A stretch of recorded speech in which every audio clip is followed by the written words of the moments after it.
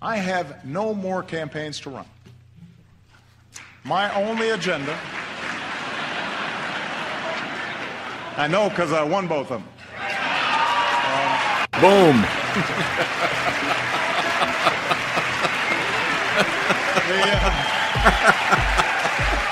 Wow. That is our president. I love that man. That man is everything.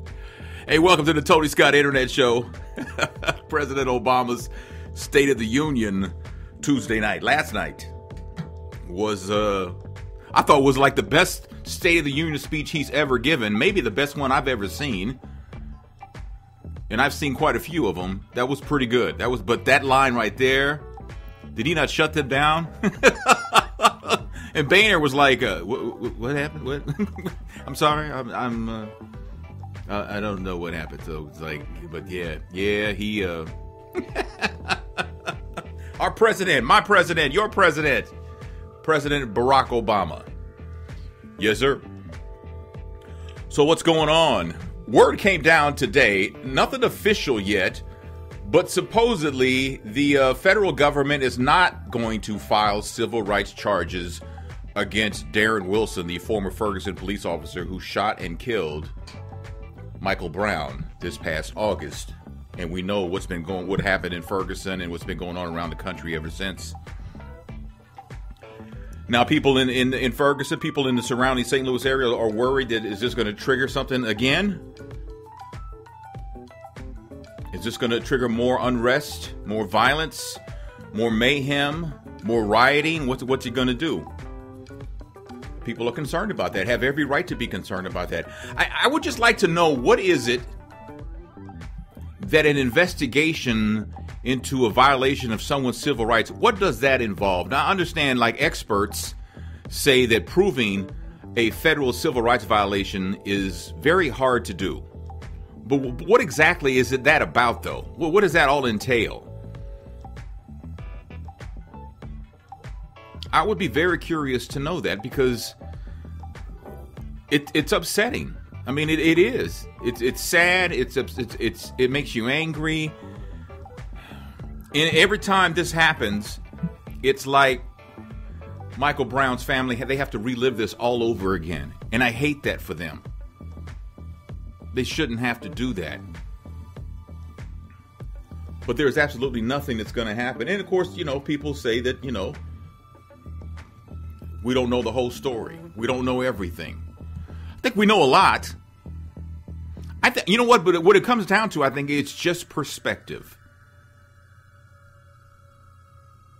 It's perspective, I think. It's like, folks who think that Michael Brown was murdered, myself included, we understand police harassment. We understand that happens more times than people who don't understand it or whatever. It would blow their mind if they knew exactly for real how many times police harass people of color, in this case, African Americans. But like I said before, it happens to mostly Latinos in San Antonio, in Los Angeles, happens mostly to probably Latinos in Miami, places that have large Latino populations. San Francisco may happen a lot to the Asians that live there. There's a big Asian population there. So, I mean, it's there.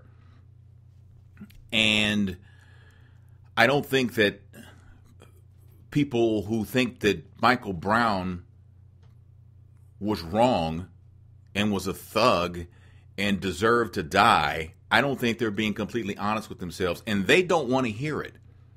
And I've mentioned this in past podcasts, that they don't, as long as they're not willing to even listen,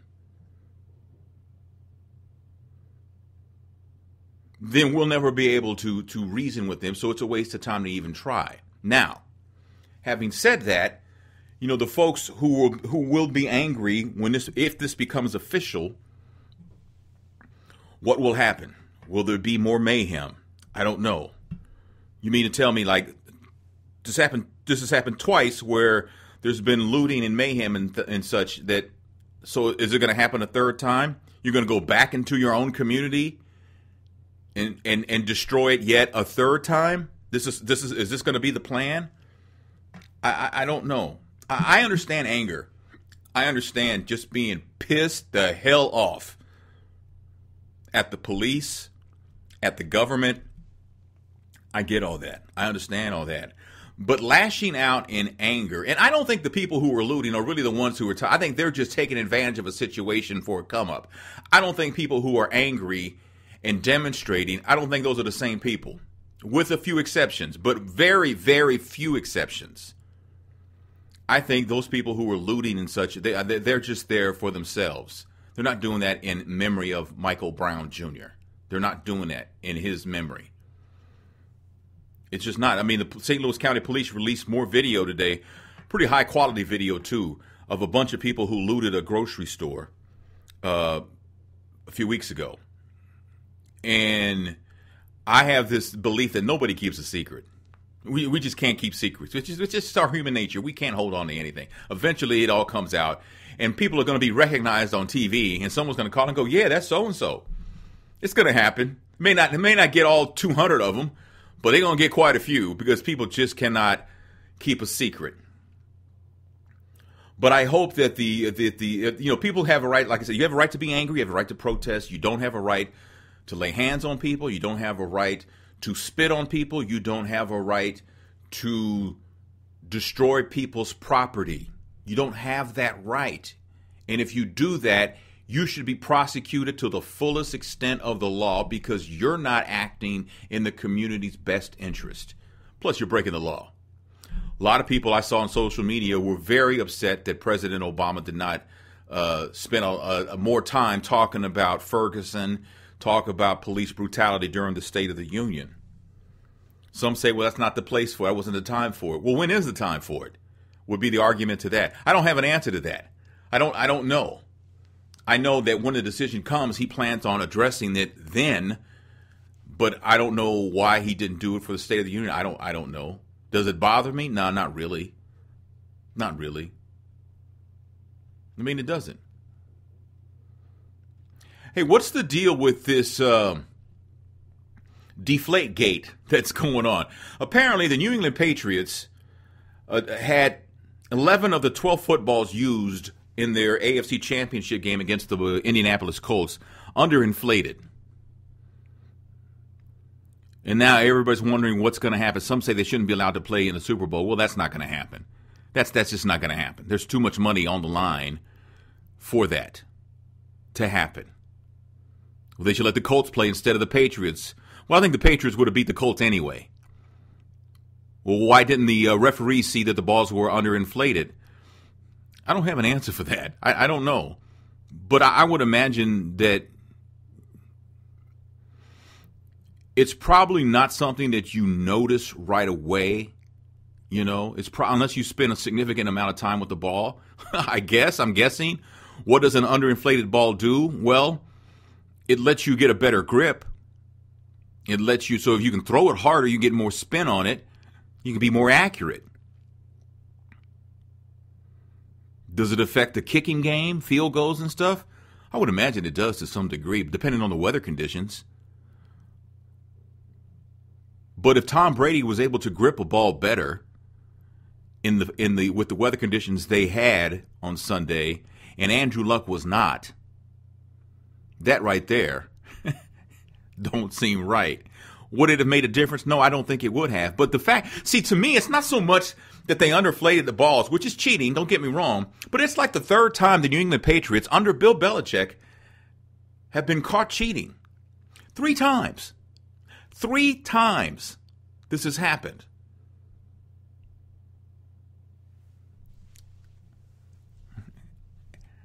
Now, some people say, well, Bill Belichick, he didn't know this was going on. He's the most rule follower in the NFL, for lack of a better way to put it.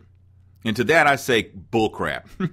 The ball, underinflated, stops at his feet. To me, I could see New England with a hefty financial penalty. I could see them losing like a first-round draft pick and maybe more draft picks. I can see Bill Belichick being suspended for at least part of the season, if not the entire season, if you're gonna penalize Sean Payton, head coach of the Saints, for this scandal they had involving, targeting players and stuff like that. What was that called? I forgot what that was called, but it was something. Everything's something gate when it's a scandal. As Watergate, we've all used gate as the buzzword ever since whatever gate. Bounty Gate was it, wasn't it? You're going to suspend him, and he supposedly didn't know anything about it. I'm sure he did. Bill Belichick, you think he didn't know? Bill Belichick has basically complete control of that team. Nothing gets by Bill Belichick. I think that's pretty fair to say. So I find it hard to believe that he didn't know. I find it hard to believe that Tom Brady probably didn't know either. Some say Tom Brady was the one behind it. I don't necessarily believe that, but I don't know. I wasn't down on the field. I wasn't even in that area of the country. But it just seems kind of 3 times, man. 3 times. 3 times, right? It's got to stop, man. I mean, they got to pay a price. I mean, the other question is that pretty common for it to happen? For there to be underinflated balls? Each side has their own ball. And quarterbacks have their own. They use certain balls for the offense, certain balls for kicking, I think certain balls for punting. I mean, special teams. They're all the same balls, but they're not using the same, model and supposedly weight. And, they're all the same, but for some reason they use different balls for different parts of the game. I didn't realize that until a few years ago. However, what is the deal with the outcome of this? What's going to be the outcome of this? What would you like to see happen? You can leave a comment down below, because I think that they have to come down hard, because this is not the first time. This is not the second time. This is the 3rd time that this has happened. And it has to stop. Have you ever heard of civil asset forfeiture? It was started in the early 1980s by the Justice Department. And basically what it does, it lets law enforcement, if they take your money, if they think you're using it for something illegal. If it's tied to some illegal act like drug activity, whatever. If it's tied to that, they can take them. They don't even have to press charges against you. If they think that money is being used for something illegal, they can take the money and they don't have to give it back. Now, Attorney General Eric Holder says the federal government is going to stop doing that, but local and state police also do it, and they haven't said they're going to stop doing it. I saw the story on CNN, these 2 poker players, professional poker players, so they carry a lot of cash around. Well, they were going through Iowa, they got pulled over, and because they said that he didn't use his turn signal to change lanes, when the dash cam video clearly shows that he did use his blinker, as we used to call it back in the day. But they pulled him over, they searched the car, they found $100,000 in cash, they took the money. They found some marijuana paraphernalia, which is it's a misdemeanor. And the state of Iowa offered these 2 gentlemen a deal saying, we'll give you back $90,000 if we can keep 10. And they took the deal because they figured if they didn't take the deal, they'd lose the whole thing. It's a lot of money. How is it that law enforcement can do that? I mean, I understand that you're trying to fight crime, but if you take people's money and it turns out that you can't prove that they're using it for illegal, activity, you should have to give it back. That's like a no-brainer. How is it that they can get away with that? I don't understand. I don't understand how they get away. You can't do that. You're going to pull people over because you think they did something wrong? You think they're doing something wrong because you found a lot of cash? They could be professional poker players. They could be taking cash to the bank because they own a business. They could be taking cash to a closing. Well, I guess you have to use certified checks for that when you're going to buy a house. But you could be taking cash to buy a car. I mean, you could be doing all kinds of stuff. So they just assumed that these two guys were doing something illegal, so they just took their $100,000. And then down the road, they say, we'll give you 90 back if you let us keep 10. Keep 10 for what? Why do you get to keep 10? What's the reason? That makes absolutely... Did y'all know that was like a thing? I'd never heard of that before. That is horrible. That's bad. That's really, really bad. The Seattle Seahawks are going to the Super Bowl, but they are catching some flack because over a tweet that linked their victory to Dr. Martin Luther King Jr. The Associated Press reports that the Seahawks sent a tweet out on Monday, the King holiday, that said, the tweet said, "We shall overcome." And it was featured with a picture of Russell Wilson, their quarterback, next to a quote from Dr. King and the hashtag MLK Day. The team deleted the tweet later in the day and set out an apology for poor judgment while mentioning it was not their intent to equate football to the civil rights legacy of Dr. King. Really? The Seattle Seahawks actually did that.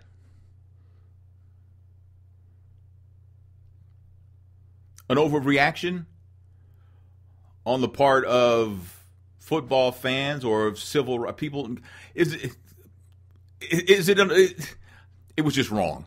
It was wrong. But here's they apologize. What else can they do? What else? Well, tell me what else can they do?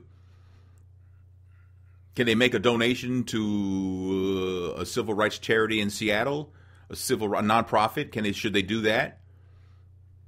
That would be nice. That would be nice. Will it happen? Probably not. Probably not. Malcolm Jamal Warner says that the whole Cosby drama is very painful to watch. These sexual allegations.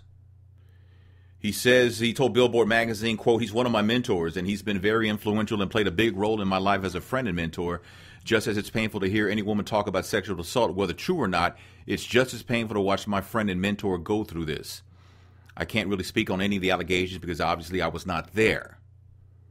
The Bill Cosby I know has been great to me and great for a lot of people. What he's done for comedy and television has been legendary and history-making. What he's done for the black community and education has been invaluable. That's the Bill Cosby I know. I can't speak on the other stuff." What did y'all expect him to say? Why are they asking these Cosby kids? Because they asked Keisha Knight, Pulliam. I'm sure they're going to get around to all of them, I'm sure, sooner or later. But, I mean, what do you expect them to say?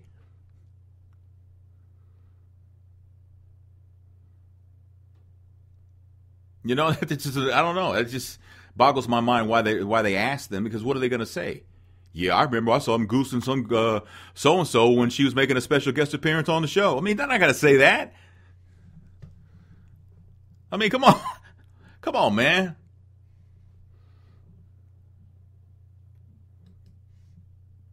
NeNe Leakes' son got jailed in rehab after some problems. Her son, Bryson Bryant.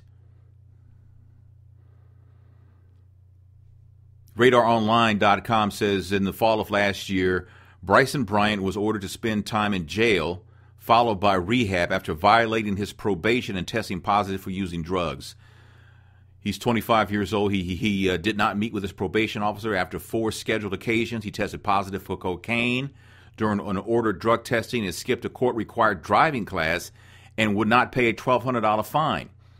So he's been sentenced to 3 months in jail. And he has to do rehab for 6 weeks. He checked in last week.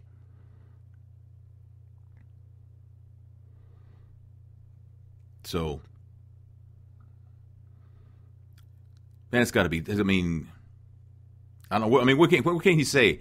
You feel for NeNe on one level, but then you wonder, was NeNe there for her son and growing? I don't know. I don't know what kind of parent she is. I don't know the woman. Was she there for him growing up? Was he always troubled?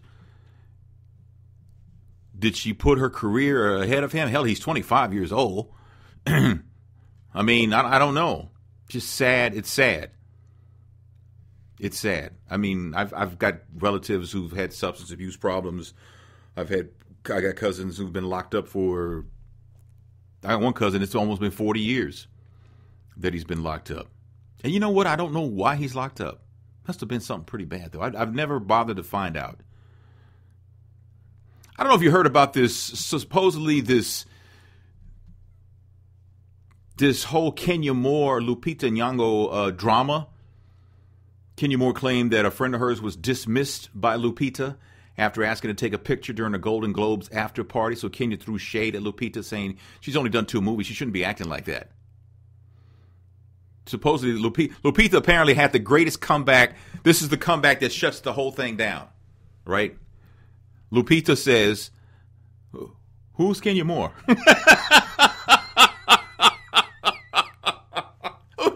Is that not the greatest comeback ever?